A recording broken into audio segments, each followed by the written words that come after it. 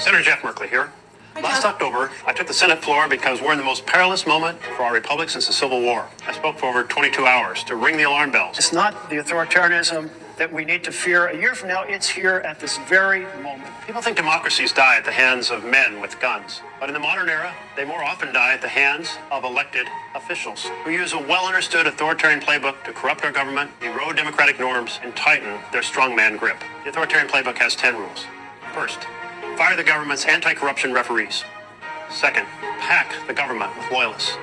Third, demonize the enemy within. Fourth, disregard due process. Fifth, suppress free speech and intimidate institutions. Sixth, steal Congress's power of taxation, spending, and war.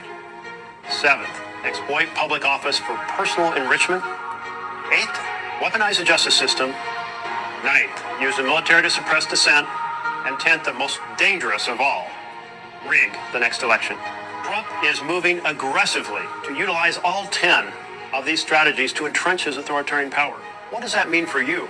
It means families lose, billionaires win.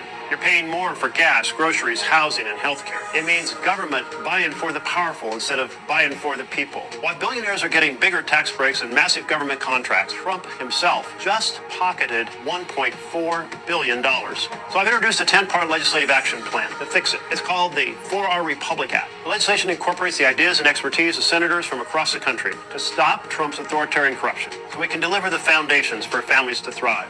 Housing, healthcare, education, and good-paying jobs. In this video series, I'll do a deep dive on each of the 10 actions in our plan because we must do everything in our power to push back against this authoritarian takeover and restore government by and for the people. Look, I don't think that we should make heroes or saviors out of politicians. I don't think there should be any adoration or idol worship of politicians.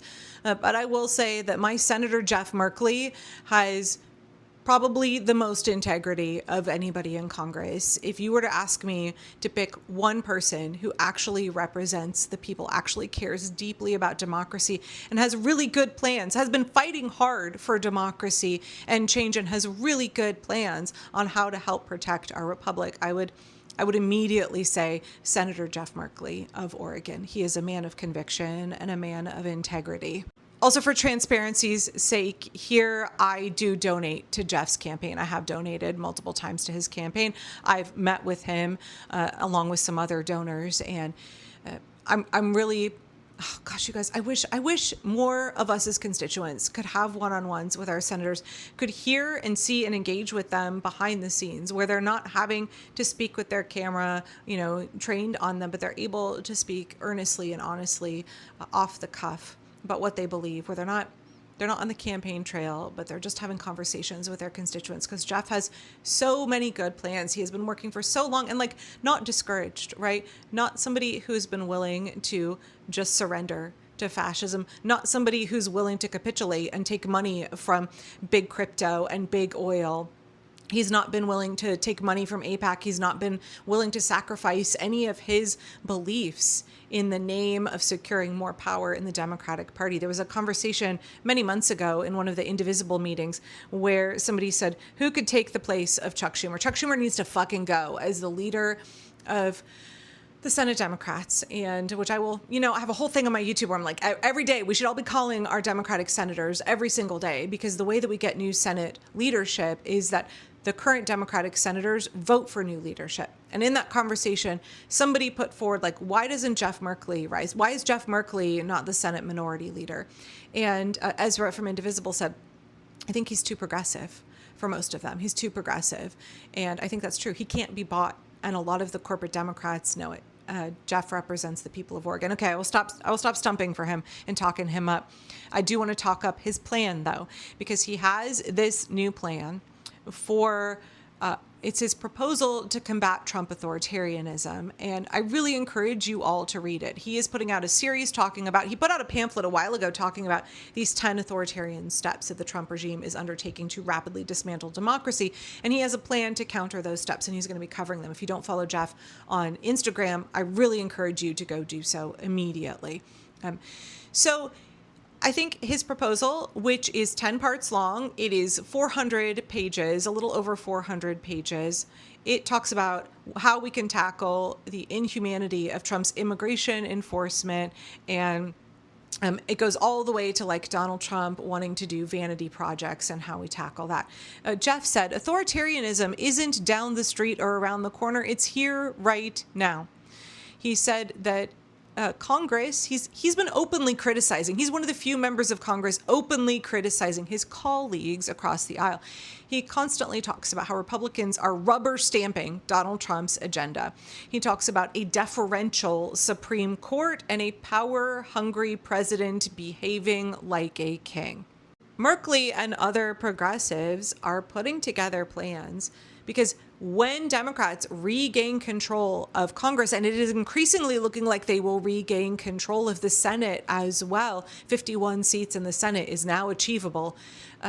They need to be ready to move. They need to be ready on day one with all kinds of plans in order to aggressively and at a more rapid pace than Donald Trump has destroyed democracy. We need Congress to halt his destruction and to implement reforms. Investigations are not enough. Committee hearings are not enough. We need actionable plans, and we need action, and we need change in order to stop all of this. And so I really encourage you to take the time to go read through Jeff's plan. As a legislator, he is going to have a legislative focus to combat Donald Trump's agenda. So please understand that the rest of us may be looking at organizing in different ways, but he's trying to use the levers of power that he has access to as a legislator. So let me read a couple of these. He was interviewed by MS Now, and I'm going to read what they laid out here. Merkley's package bundles together existing Democratic bills with new proposals, all aimed at actions taken by the Trump regime over the past year. For example, Merkley's bill would bar immigration and customs enforcement from using biometric surveillance technology, such as facial recognition.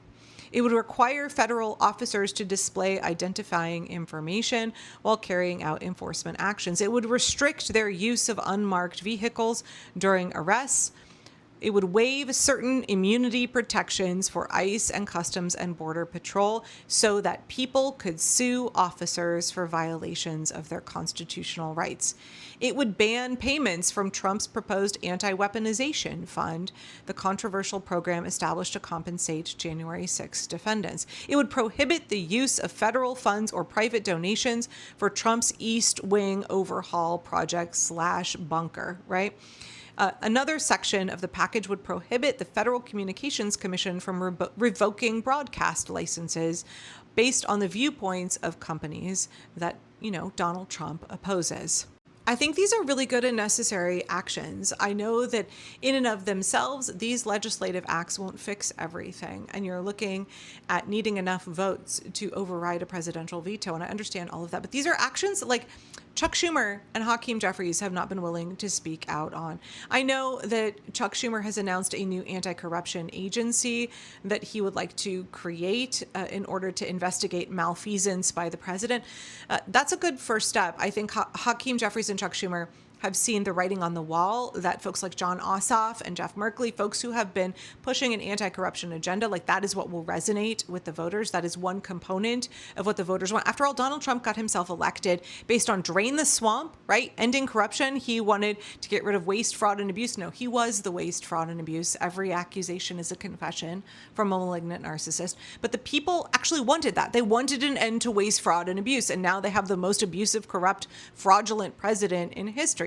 So if we want to be able to garner those votes and get reforms, then we need to have an anti-corruption party, but we need far more than that. So shout out to Jeff. Gosh, you guys, he's a real one. He's a real one. Please go take the time to read through his proposal and to listen to what he's advocating for, and then get your senators on board.